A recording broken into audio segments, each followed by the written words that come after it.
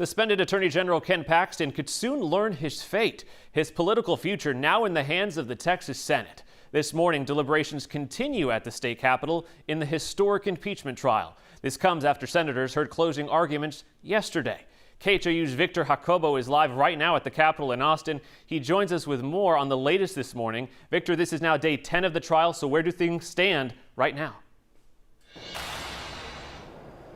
Yeah, Marcelino, senators did not reach a verdict after more than 8 hours of deliberations on Friday. They are resuming that process right now. They started just a few minutes ago. They are considering about a week and a half of testimony and evidence, as well as some dramatic closing arguments.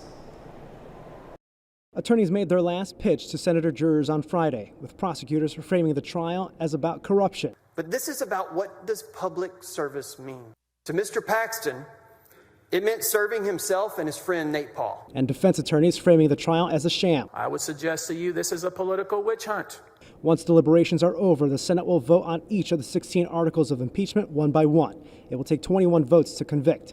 With key Republican votes facing political pressure, attorneys hope their case made clear of what Ken Paxton's political fate should be. Think about what a whistleblower means. That means that you have to have evidence of a crime, and they admitted they had no evidence of a crime. But unlike the public servants here today, he has no regard for the principles of honor and integrity.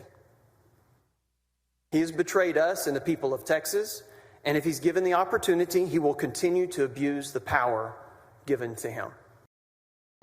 We do expect about a half hour's heads up once a verdict is reached. That will give both the media and the public some time to gather into the Senate gallery to observe the votes on the articles of impeachment. If still no verdict is reached by late this evening, the senators are scheduled to come back tomorrow at noon to continue.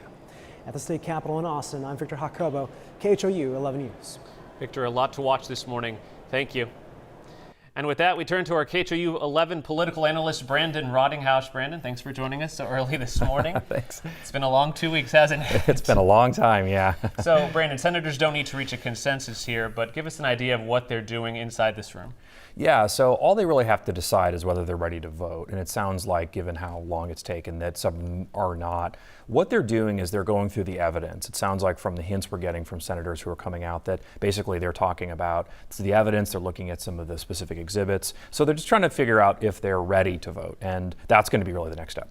So what will happen when senators are done with deliberations? How will this all play out? This is historic. I mean, it doesn't happen all the time. This is historic, yeah. And as Dan Patrick said, basically they shouldn't vote to convict or to acquit unless they're prepared to remove him from office. And so that's really, as you said, the kind of end of his political career. So that's what they have to decide. Now, if they do decide that they're going to convict, then they have to vote separately on whether to disqualify him from running for office again. So lots of big decisions. So it would be 2 votes, correct? It's 2 separate votes. Yeah. All right. So Ken Paxton has never lost a political race. That's sort of unusual. What's at stake for him with this vote when it comes down? Yeah, Ken Paxton's batting 1,000. That's a rare thing. And honestly, he's been such a kind of cornerstone of the far right that he's really the darling. And so that's why we're seeing so much fighting here. And I think you're right that basically this could mean the end of his political career. At least it damages his career in such a way that it's going to make it hard for him to be able to run for something else in the future.